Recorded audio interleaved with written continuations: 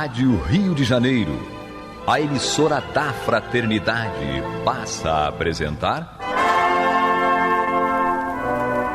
Luz na Penumbra, programa que leva ao seu coração a mensagem da doutrina espírita.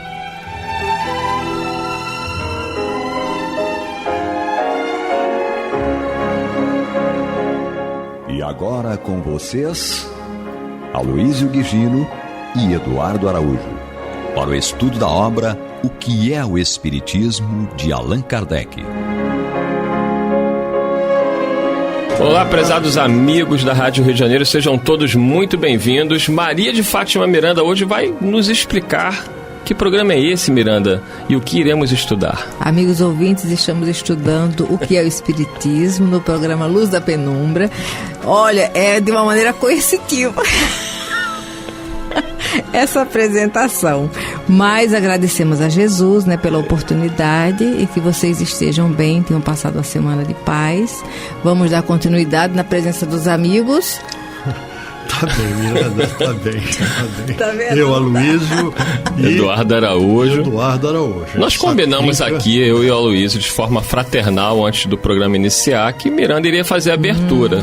Pois é. Como ela se negava a fazer a abertura do programa, nós, de uma forma muito carinhosa, bem fraterna, a induzimos no ar. E nós estamos estudando o livro O que é o Espiritismo, Miranda. E onde nós estamos? Estamos no segundo capítulo, no item 100, falando sobre as consequências do Espiritismo, hoje a partir do 16º parágrafo.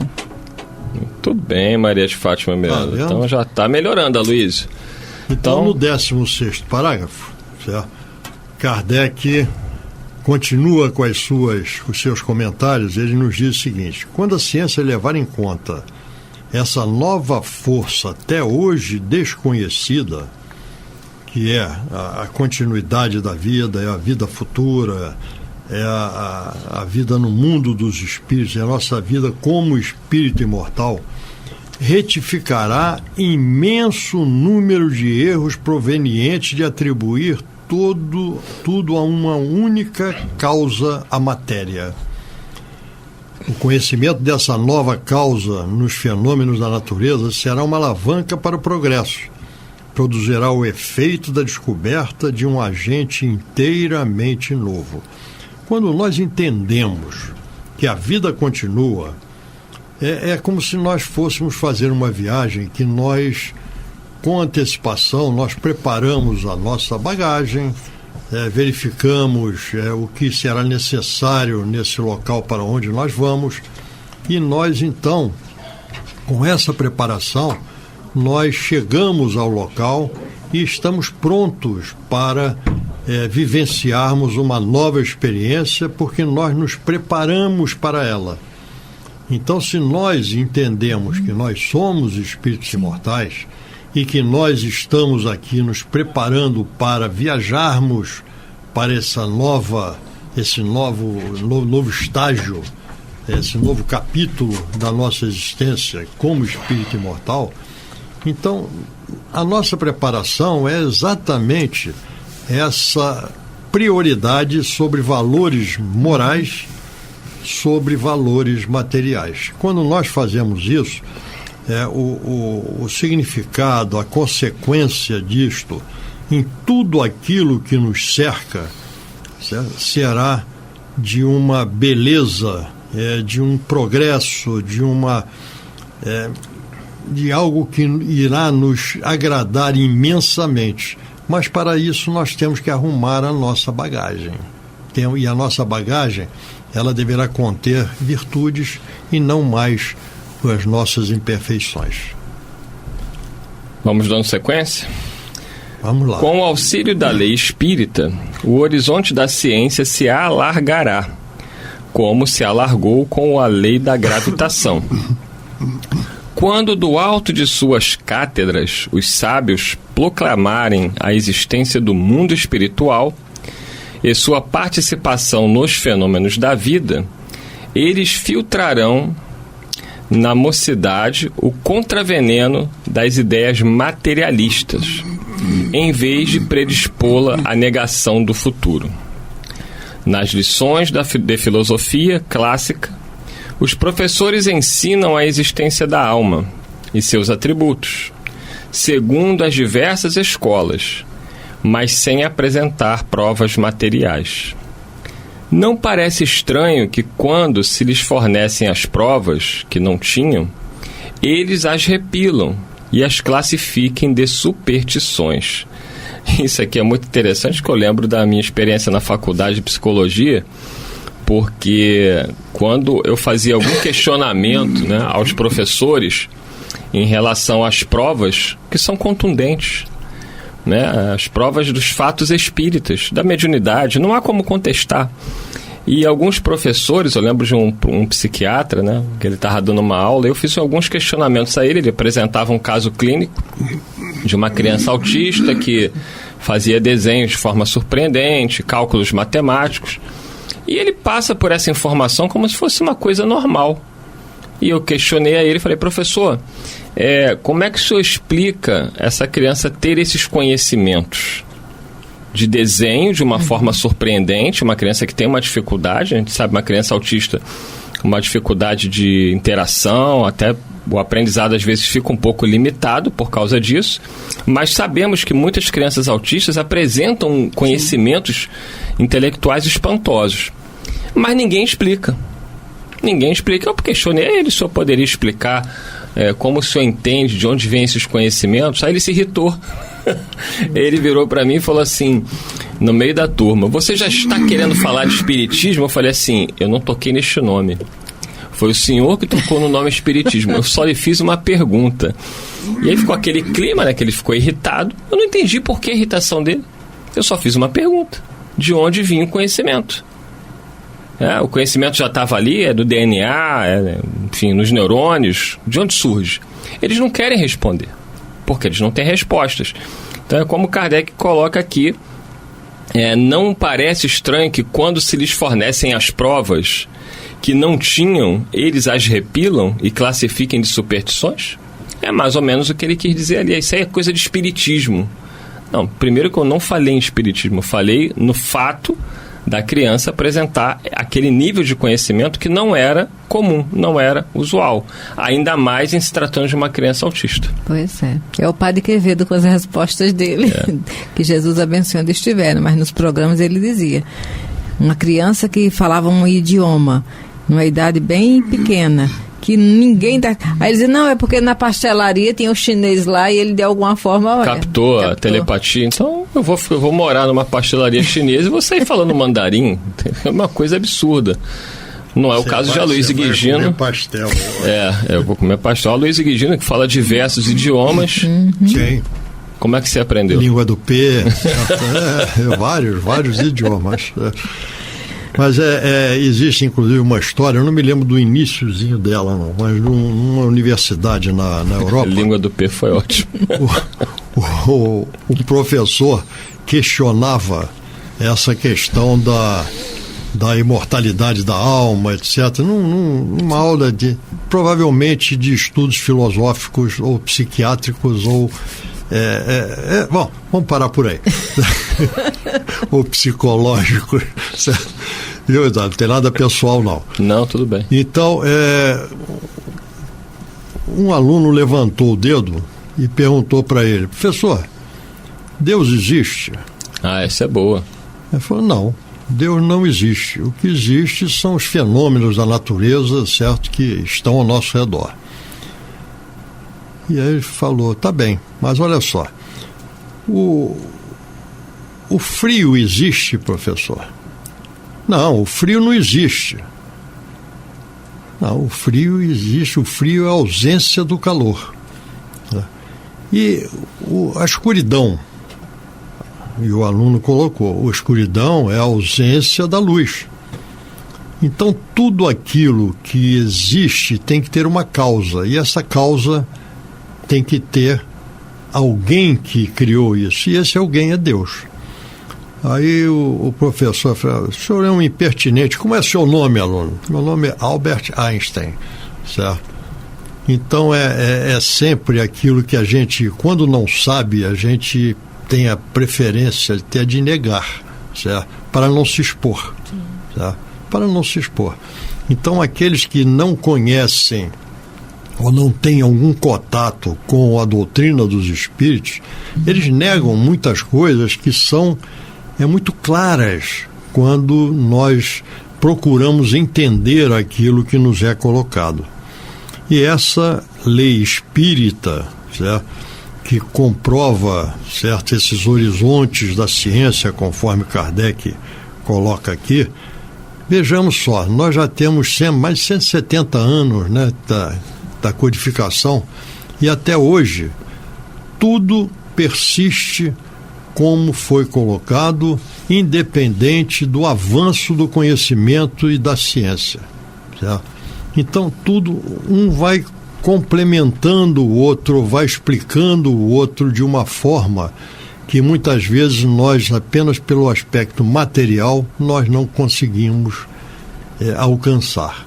Mas quando nós unimos a ciência, a filosofia e a moral, nós passamos a ter essa explicação. Tá? Então, vamos lá. Onde é que nós estamos aqui? Vamos dar início agora ao 101. Não, ainda tem aqui, não? Né? Quando o sábio emite uma hipótese sobre um ponto de ciência, procura com empenho e com alegria tudo que possa demonstrar a veracidade dessa hipótese. Como, pois, um professor de filosofia, cujo dever é provar a seus discípulos que eles têm uma alma, despreza os meios que lhes fornece uma patente demonstração. Então, essa aceitação, muitas vezes, de algo que não está ao nosso alcance, para nós é difícil. Essa é uma ideia material. Tá? É nós não aceitarmos uma coisa que não está ao nosso alcance. Tá? Porque elas continuam existindo, certo? E tem que haver uma explicação. Todo efeito tem uma causa. É o que a colocação inteligente de Kardec, né? Todo efeito tem uma causa. Todo efeito inteligente tem uma causa inteligente. E essa causa inteligente são aqueles que estiveram entre nós e que estão hoje na vida espiritual. A vida continua. Por isso que ele coloca, quando um sábio emite uma hipótese, porque o que caracteriza a sabedoria é essa receptividade ao conhecimento, ao aprendizado, não é? O sábio, ele não é preconceituoso. Aí ele diz, um professor de filosofia, quando desatento, ele despreza os meios que lhes poderia fornecer, né, uma resposta mais coerente. Então, o que caracteriza a sabedoria é justamente alguém que está aberto ao conhecimento. Quando nós vamos refletir sobre Allan Kardec, uma das características desse espírito, Hippolyte Léon Denisard, é justamente essa ausência de preconceito. Ele estava receptivo, não foi à toa que foi escolhido para ser o codificador. Não, e essa questão é interessante porque nós, quando emitimos uma hipótese, nós queremos solucionar alguma coisa que existe, certo? Então, existe. Nós emitimos uma hipótese que pode, vamos dizer assim, explicar ou pode ser a razão daquilo que nós constatamos, que é um fato. Mas que muitas vezes a realidade está fora do nosso alcance, transcende a nossa capacidade, a nossa percepção. Nós não conhecemos tudo, certo? Cada vez nós conhecemos mais e mais. E quando nós conhecemos uma coisa nova, nós muitas vezes abandonamos alguma coisa que nós trazíamos conosco anteriormente, porque era a nossa verdade, certo? Quando Pilatos pergunta a Jesus, né, e o que é a verdade, ele não responde não, certo? Ele não responde porque Pilatos não tinha condições de alcançar o que fosse essa verdade, certo? Tem uma imagem, uma colocação que eu aprendi com Raul Teixeira, nosso querido Raul Teixeira, que ele diz que a verdade é como se fosse um grande espelho onde se reflete toda a obra da criação. Esse espelho cai no chão e se parte em múltiplos pedaços. E nós colhemos um pedacinho daqueles e passamos a ver a natureza por aquele pedacinho de espelho. Então a nossa visão é parcial e limitada. Tá? À medida que nós vamos crescendo, nós vamos acrescentando outros pedacinhos de espelho e cada vez vamos ter uma amplitude maior de alcance daquilo que nós percebemos cada vez com mais clareza. Essa é a nossa realidade. Agora, enquanto nós temos apenas o nosso pedacinho, certo? Nós não entendemos o que está refletido nos demais pedaços que nós ainda não alcançamos. Essa ideia do pedacinho do espelho é interessante porque ninguém consegue ampliar essa ideia sem a união. Sem a união. Né? É o compartilhar do conhecimento, cada um dando sua contribuição. E eu lembro de um outro professor, né? Esse muito mais humilde, apesar de um grande professor que eu tive. Ele estava dando aula pra gente, ele ia sair da faculdade porque ele ia fazer um mestrado lá em Harvard, não sei aonde, um lugar importante aí, uma universidade do exterior. E eu estava preparando lá meu TCC, né, que é o trabalho de conclusão de curso, a monografia, e o meu tema era sobre a mediunidade. Eu tive que mudar o tema, botei nas fronteiras da psique, porque eles não aceitavam que você dissesse mediunidade, não podia, eles já barravam, então eu mudei o tema com a ajuda do meu orientador. E aí eu fui conversar com esse professor, ele era ateu, mas ele era uma pessoa aberta. Aí eu fui conversar, mostrei como é que eu estava fazendo a monografia, citando o próprio Freud, o Jung, todos os teóricos ali que tiveram conhecimento, contato com fenômenos espirituais, os ditos fenômenos espíritas. O próprio Freud, ele era membro de uma academia que estudava esses fenômenos, juntamente com Jung e outros. E aí eu fui mostrando a ele as provas, né, e a própria declaração, né, desses estudiosos sobre os fatos. Aí ele me ouviu pacientemente, falei de Chico Xavier para ele, falei dos fenômenos, das cartas psicografadas, enfim, fomos uma conversa muito boa. No final ele falou o seguinte para mim, ele era ateu, ele falou assim: Eduardo, eu não tenho como contradizer os fatos que você me traz, também não tenho como explicar, e te confesso que nessa altura da minha vida eu não estou disposto a desconstruir tudo que eu construí uma vida inteira. Todo o castelo de crenças. O castelo de crenças. Ele foi muito honesto, mas ele em nenhum momento ele chegou para mim e falou assim: isso é falso, isso é superstição, isso é sobrenatural, isso não é científico. Ele teve a grandeza de dizer o seguinte: olha, eu não tenho como contrapor, não tenho base para isso, e também não posso adentrar nisso nesta altura da minha vida, porque eu teria que desconstruir todo o meu arcabouço de conhecimento ao longo de uma vida. Isso você está falando... Foi muito honesto ele. Muito isso honesto. Você está falando, eu vivenciei uma situação semelhante. Um grande amigo fez uma cirurgia de próstata, certo? E pelos afastadores, aquelas coisas todas, eles ofenderam nervos, inervação, tá? E nessa situação, ele, quando saiu no pós-operatório, ele tinha dores homéricas, dores terríveis, certo? E eu e minha esposa, levamos até um atendimento físico-espiritual em que ele foi tratado pela espiritualidade e saiu de lá sem dor, certo? Então ele padecia de dores terríveis, saiu de lá sem nenhuma dor. E ele era praticante de uma outra filosofia religiosa. E minha esposa, que eu não pergunto nada, mas minha esposa, que gostava de perguntar as coisas, certo? Ela se virou para ele e falou: fulano, e aí? O que você me diz a respeito disso? Aí ele parou, olhou para ela, falou assim: olha, aí tem. Aí tem. Aí tem. Agora, ele já era adentrado no tempo, né? Já tinha mais idade e tudo. Falou: mas nessas alturas da minha vida, eu não estou, certo, em condições de mudar todas as minhas crenças religiosas. Foi o que você acabou de falar, certo? No caso do professor, a crença dele era o ateísmo. Mas de qualquer maneira, é crença religiosa, certo? Então, é aquela história. Tem coisas que nós não sabemos explicar, certo? E por essa dificuldade que nós temos de explicar aquilo que acontece, nós evitamos ou fugimos da realidade do fato. Contra o fato não há argumentação, certo? Eu sempre repito isso. Fato é fato, certo?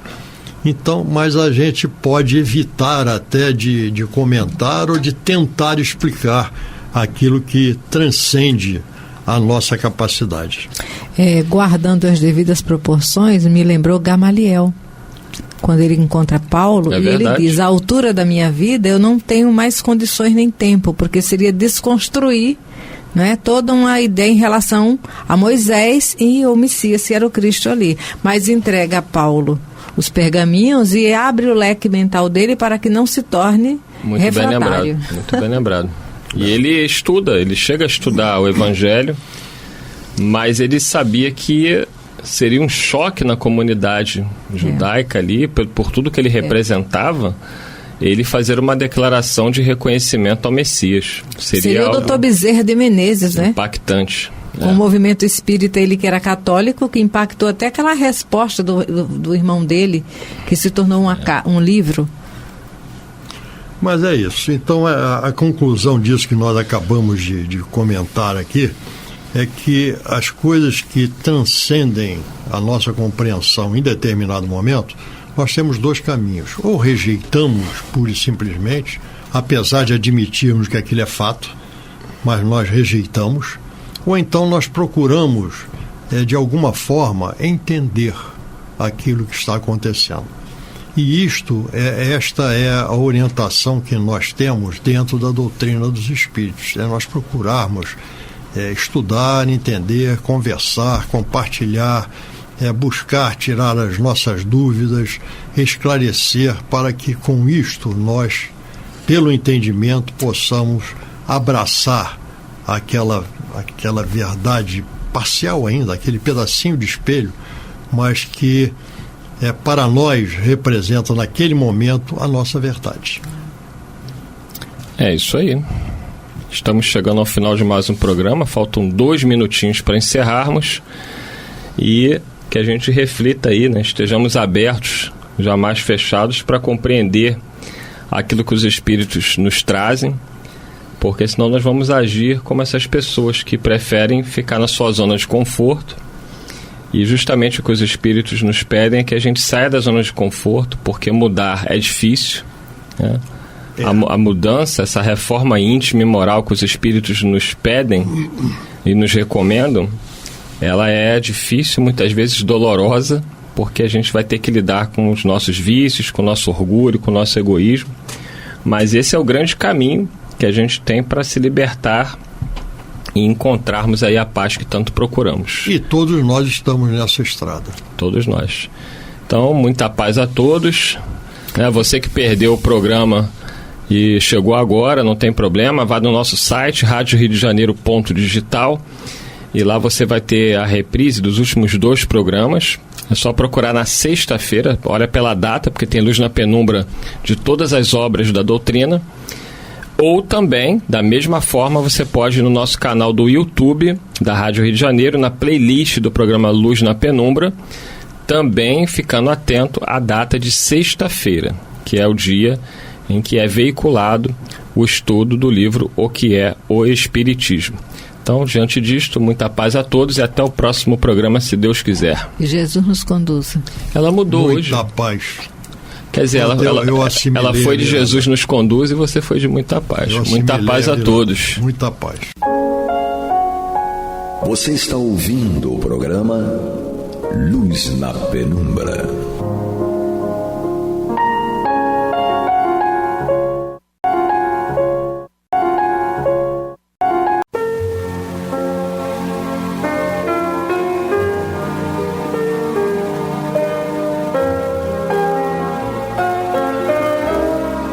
Rádio Rio de Janeiro está levando ao seu lar e ao seu coração a mensagem consoladora da doutrina espírita, através do programa Luz na Penumbra.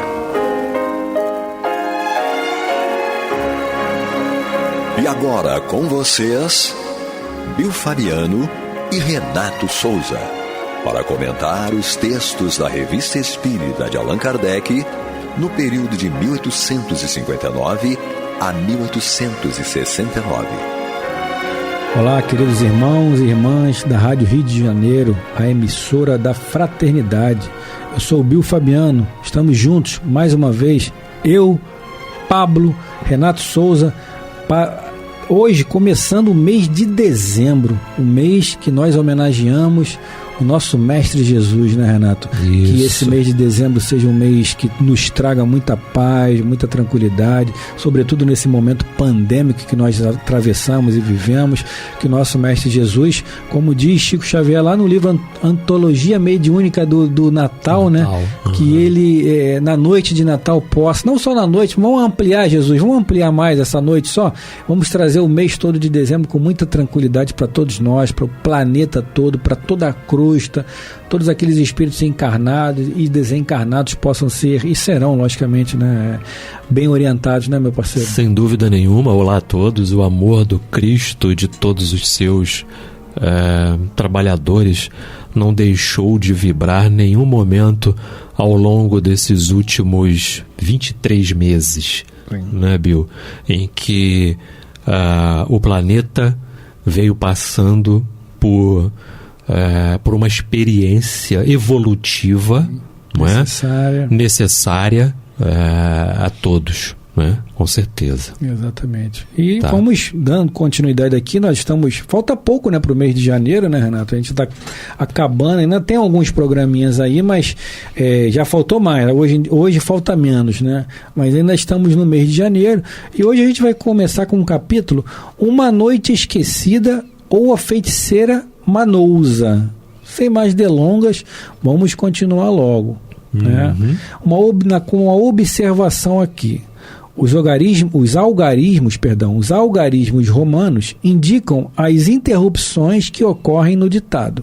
Frequentemente não era retomado senão após 2 ou 3 semanas. E apesar disso, como já fizemos observar anteriormente, o relato que desenvolve como se tivesse sido escrito de um só fôlego.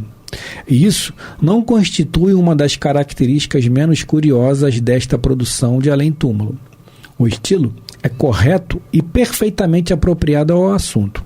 Repetimos para aqueles que poderiam ver no ditado uma coisa fútil, que não o consideramos como obra filosófica, mas como estudo. Para o observador, nada é inútil. Ele sabe aproveitar-se de tudo para aprofundar a ciência espírita que estuda. Então vamos lá, no item 3. Nada, entretanto, parecia perturbar a nossa felicidade. Tudo era calmo à nossa volta.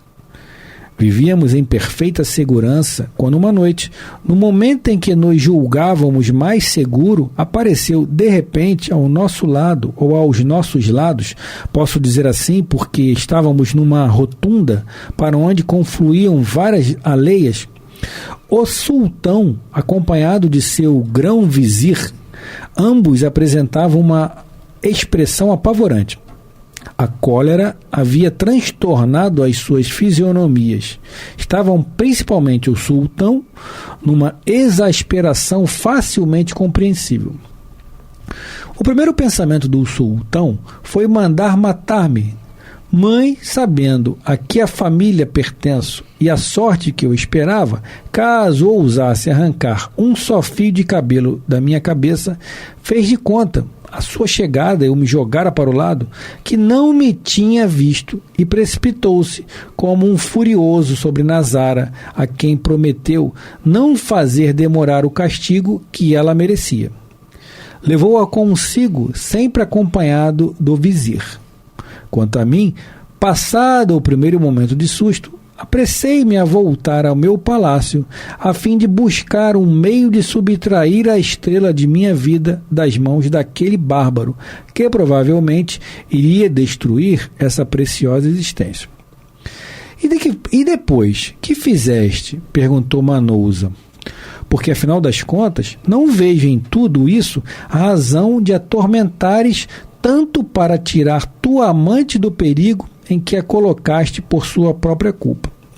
A mim pareces uma um pobre homem que não tem coragem nem vontade quando se trata de coisas difíceis. Antes de condenar Manousa, deves escutar. Não vim a ti sem antes haver examinado todos os meios ao meu alcance. Fiz ofertas ao sultão. Prometi-lhe ouro, joias, camelos e até palácios, se lhe devolvesse minha doce gazela. Desdenhou de tudo. Vendo repelidos os meus sacrifícios, fiz ameaças que também não foram levadas em consideração. Riu de tudo e zombou de mim. Também tentei introduzir-me no palácio. Corrompi escravos e cheguei aos quartos. Entretanto, apesar de todos os meus esforços, não consegui chegar até a minha bem-amada. Tu és fraco, Noureddin, ou Noureddin. Tua sinceridade merece uma recompensa e terás aquilo que vens buscar.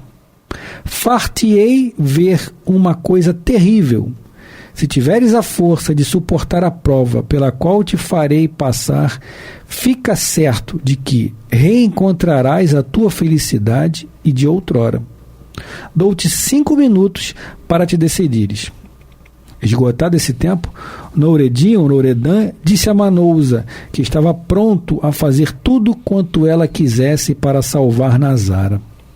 Então a feiticeira levantou-se e disse-lhe: Pois bem, segue. Depois, abrindo uma porta situada no fundo da sala, fê-lo falar à sua frente.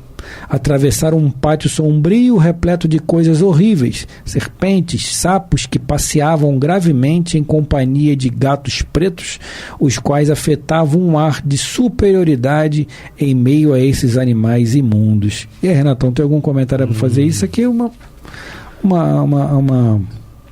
informação que o Espírito nos traz aqui, né, acerca de um acontecimento, né, seria a milésima-segunda noite de Contos Árabes, ditado por esse espírito, né, Frédéric Soler, que era um romancista, dramaturgo e crítico e jornalista francês daquela época, né? Um comentário certo, né? É um depoimento, sim, né? sim. Ele está dando um depoimento aqui de uma situação ao qual o espírito está passando, né?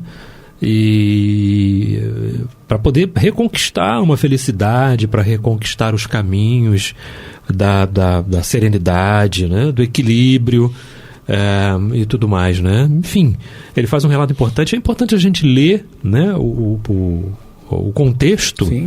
E para poder entender, não dá para ficar pegando, né, uma frase, você tem que ler tudo conforme você fez até essa parada agora, exatamente, para a gente poder entender o que ele quer dizer com isso, né? Porque não são comentários, não são perguntas, são sim, é um depoimento, é um depoimento dele, né? E a gente precisa ver que o que está sendo feito é isso. Ele está tentando reconquistar um caminho, reconquistar um equilíbrio. Exatamente. Né? Continua, né? Continua aqui na parte 4, que diz o seguinte: na extremidade desse pátio havia outra pessoa que Manousa igualmente abriu. E tendo feito passar Noureddin, entraram ambos em uma sala baixa, apenas iluminada do alto. A luz vinha de uma cúpula muito elevada, guarnecida de vidros coloridos, formando toda sorte de arabescos. No centro da sala havia um escalfador aceso. É isso mesmo? Escalfador aceso. No meio dessa sala, no meio é diferente, né? No meio dessa sala se encontrava um fogareiro. Seria melhor que fogareiro, que a gente entenderia melhor, né? Sim. Aqui diz: no centro da sala havia um escalfador aceso, e sobre este, num tripé, um grande vaso de bronze, dentro do qual ferviam todos os tipos de ervas aromáticas, cujo odor era tão forte que mal se podia suportá-lo. Ao lado desse vaso havia uma espécie de poltrona grande, de veludo negro, de aspecto surpreendente. Quem ali se assentasse desaparecia completamente, porquanto Manousa, nela se havendo acomodado, Noureddin a procurou durante alguns instantes sem conseguir percebê-la. De repente, ela reapareceu e lhe disse: Estás ainda disposto? Sim, respondeu Noureddin. Pois bem, Assenta-te nesta poltrona e espera. Interessante a gente lembrar aqui, né? Porque agora a gente começa a entender, a partir dessa metade aqui, né? Da leitura, do depoimento, a gente começa a entender. Porque fala lá no início o quê, né? Uma noite esquecida ou a feiticeira Manousa. Então, todo o ambiente que a gente vê retratar no depoimento nos remete a isso. É uma feiticeira, então vai ter lá poltronas negras, tudo negro, um caldeirão, não é? Com elementos lá sendo cozidos, enfim, né? Ervas aromáticas, toda aquela magia, porque é uma magia, sim. não é? É uma magia que se cria em torno do ambiente e da vivência e da crença do espírito, né? Que está sendo relatado aqui pelo depoimento. Uma riqueza de detalhes muito grande nisso aqui, né? Então, e foi bom a gente fazer essa leitura, prosseguir a leitura, que é para poder entender a questão, né? Quando você começa a ver, o relato do ambiente, tudo, vamos lá, vamos dar seguimento, que tem muita coisa legal ainda aí, né, Bill?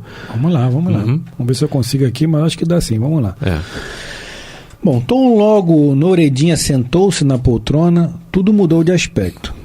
Enchendo-se a sala de uma multidão de grandes figuras brancas, a princípio apenas visíveis e que depois pareciam de um vermelho sanguíneo, ou lembravam homens cobertos de chagas sanguinolentas, dançando uma ronda infernal. E no meio deles, Manousa, cabelos desgrenhados, olhos chamejantes, vestes esfarrapadas e uma coroa de serpentes na cabeça. Na mão, à guisa de cetro, brandia uma tocha acesa que lançava chamas, cujo odor assomava a garganta. Depois de haverem dançado um quarto de hora, pararam de repente a um sinal de sua rainha, que para isso lançara sua tocha no escalfador em ebulição. Quando todas essas figuras se dispuseram em volta do escalfador, Manousa fez-se aproximar-se o mais velho, reconhecido por sua longa barba branca, dizendo-lhe: Vem aqui, tu que segues o diabo. Tenho uma missão muito delicada para te encarregar. Noureddin quer Nazara e prometi que a entregaria a ele. É coisa difícil. Conto, Tanapli, com o teu concurso. Noureddin haverá de suportar todas as provas necessárias. Atua, pois. Sabes o que quero. Faze o que quiseres, mas faze. Tremerás se fracassares. Eu recompenso a quem me obedece, mas infeliz daquele que não me fizer a vontade. Serás satisfeita, disse Tanapli, e podes contar comigo. Muito bem, vai e age. Olha. Eu me lembrei, Bill, aqui de uma coisa importante.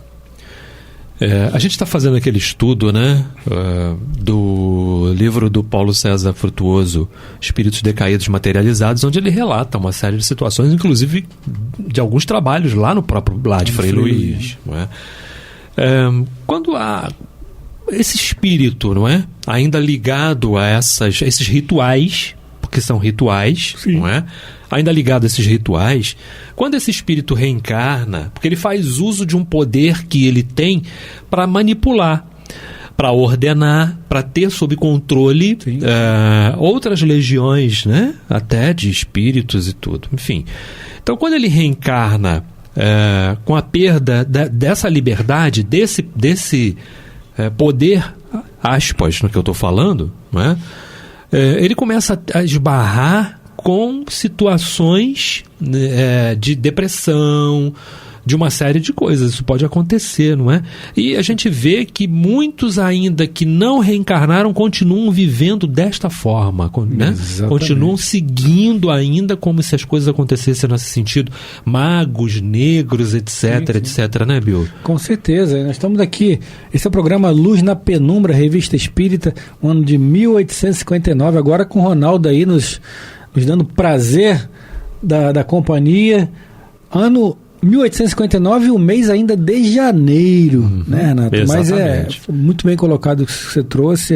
Os espíritos, eles não mudam, né, Renato? O fato de desencarnar não quer dizer que, como diz o Evangelho, não é morto o animal que é morto o veneno. Né? Eles continuam a vibrar da mesma forma e quando eles entendem, né, Renato, esse poder que tem, com todas as aspas do mundo, o poder que eles ainda têm de controle, né, das mentes ou das massas, eles acabam continuando a se utilizarem desse poder que eles têm, né, Renato, ou melhor, que eles imaginam que tenham, para manipularem, para perpetuarem os seus rituais, como você colocou bem, as suas manias. Por isso que a gente vê, enfim, a gente não vai entrar em detalhes aqui, né, de outras doutrinas, mas a gente vê a questão da manipulação do ectoplasma, através dos sangues, enfim, a gente vê uma série de situações que não nos cabe colocar aqui. Segundo a vontade deles, né? Exatamente. É uma vontade equivocada, né? Muitas vezes, não é? Sem dúvida. Para realizar o desejo, né? Tudo em cima do desejo, né? Com certeza. Vai continuar ou quer que eu continue? Continua, por favor. Então vamos lá, vou continuar aqui para você. Continuando então o relato. Apenas terminara essas palavras e tudo mudou aos olhos de Noureddin. Os objetos se tomaram, o que eram antes a Manousa se encontrou sozinha com ele. Agora disse a ela: retorna à tua casa e espera. Te enviarei um dos meus gnomos e te dirá o que tens a fazer. Obedece e tudo irá bem. Olha o que a gente falou da questão do desejo, da vontade, não é? E mais uma vez a gente encontra um relato de um espírito falando de elementos da natureza. A gente... né, Bill? Kardec coloca isso bem no espírito da natureza, né? Enfim, colocando aí como isso aí seria um elemental, né? Para nossa doutrina nem cabe essa nomenclatura, né? Espíritos elementares, mas enfim, são espíritos da natureza, né? Que, da natureza, dependendo da gente acreditar ou não quer dizer que não existam. Exatamente. Enfim. Já falamos sobre isso aqui num programa, né? Programa que eu não vou lembrar, eu pelo menos nunca lembro de nada. Não vou lembrar também. Mas inclusive falamos, né? Vamos refrescar a memória das pessoas, dos nossos ouvintes, e a nossa também. Foi quando a gente fez o relato do Chico passeando por Copacabana, que teve as visões ali, os espíritos e tudo, né? Quando o Chico viu espíritos, não só espíritos humanos, mas espíritos pertencentes ali ao mar. E ele narra isso para os amigos dele, que trouxeram ele ao Rio de Janeiro. Exatamente. Né? E ele ficou assim, meio que, né, assim, deslumbrado. Ele disse, nossa, quantos e quantos espíritos. E os espíritos todos falando com ele. Exatamente. Né, de alguma forma. Isso já demonstra, né, essas questões, né, que a gente sabe bem. E os gnomos seriam um deles. Sim. Mas enfim, aí cabe... O Kardec trata como, né, seres da natureza. Exatamente. Né? Enfim, é uma questão de nomenclatura que não cabe a gente entrar com certeza, né? Continuando. No cerne, né, Renato? Noureddin ficou muito feliz com essas palavras e mais feliz ainda por deixar o antro da feiticeira. Atravessou de novo o pátio e o quarto por onde entrara, depois ela o reconduziu até a porta exterior. Ali, Noureddin, tendo lhe perguntado se deveria retornar, ela respondeu, não para o momento, é inútil, se isso se tornar necessário, te farei saber. Noureddin se apressou em retornar ao seu palácio. Estava impaciente por saber se passara alguma coisa nova desde a sua saída. Encontrou tudo no mesmo estado, somente na sala de mármore, sala de repouso no verão entre os habitantes de Bagdá. Ele viu perto da bacia colocada no meio dessa sala uma espécie de anão de uma fealdade repelente. Seu vestuário era de cor amarela, bordado de vermelho e azul. Tinha uma bossa monstruosa, pernas pequenas, o rosto gordo com olhos verdes e vesgos, uma boca fendida, não é fedida, é fendida. Com uma fenda, né? Uma fenda, até as orelhas, e os cabelos de um ruivo podendo rivalizar com o sol, bem semelhante, né, ao sol. Noureddin lhe perguntou como se encontrava ali e o que viera fazer. Eu sou o enviado de Manousa. Disse para te entregar à tua amante e me chamo Tanapli. Se tu és realmente o enviado de Manousa, estou pronto para obedecer suas ordens, mas te desfecha aquela que amo. Está a ferros e tenho pressa dela dali sair. Se estás pronto, me conduze em seguida para o teu apartamento e te direi o que preciso fazer. Segue-me, pois, disse Noureddin. É isso aí, isso é o gnomo que ela disse que enviaria lá, né, para mandar... Para ajudar, né, na tarefa ao qual seguia a vontade dela. Exatamente. Né? A vontade dela. Vamos ler mais um parágrafo, Bill? O tempo está acabando. Está acabando. Vamos ler mais um parágrafo. No próximo programa a gente termina, né? Sim. Então vamos lá. Né? Depois de atravessar vários pátios e jardins, Tanapli se encontrou no apartamento do jovem. Ele fechou todas as portas e disse: Tu sabes que deves fazer tudo o que eu te disser? Sem objeção. Vais vestir estas roupas de negociante. Levarás sobre teu dorso este pacote, que encerra os objetos que nos são necessários. E vou me vestir de escravo, e levarei um outro pacote. Não é? Sim. O tempo está acabando, né? Vamos tentar trazer algum comentário aqui a respeito dessas determinações dos disfarces, né? Sim. Que ela trata, né? E que a gente deve observar, porque está nas entrelinhas o disfarce que os espíritos podem se apresentar perante nós, né, Bill? Com toda certeza. Isso é um ponto de muita atenção, né, que a gente tem que ter, né, Renato? Porque eles têm essa expertise, né, do embuste, né, da enganação, até na questão ectoplásmica também, né, de se travestir, né, com outras roupagens, mas eles também não conseguem, por outro lado, se maquiarem por muito tempo, né? E o Kardec, lá na codificação, no livro dos médios, fala muito sobre isso, né? Quando você começa a experimentá-los, um espírito nobre nunca vai ficar impaciente, né? Não.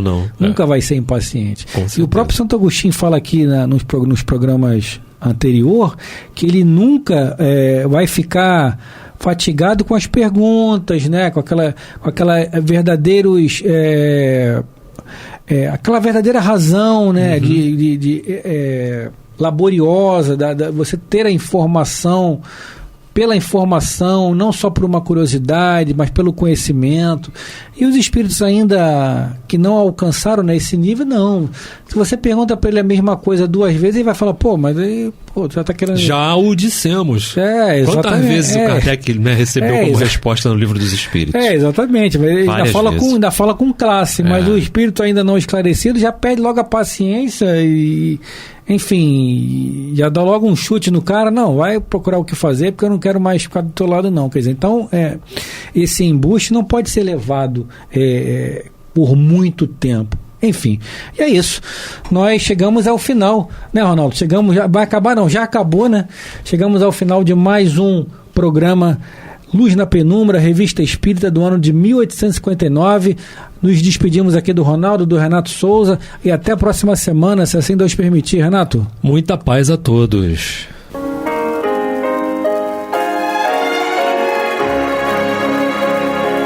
E vamos ouvir agora a prece de encerramento de nosso programa, na voz de Geraldo de Aquino. Jesus, dá-nos coragem para a luta, piedade para os insultos e misericórdia para as injustiças e ingratidões.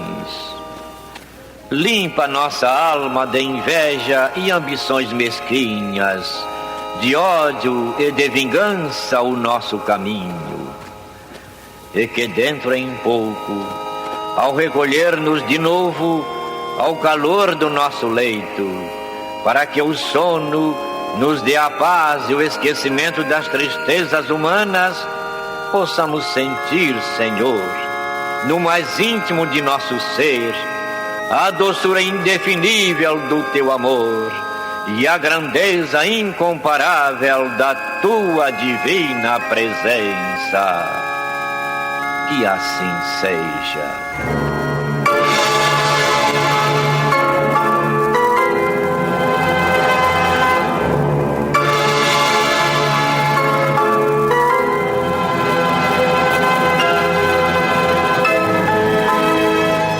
Acabamos de apresentar o programa Luz na Penumbra, que voltará a ser apresentado na próxima segunda-feira, às 21 horas, nesta emissora.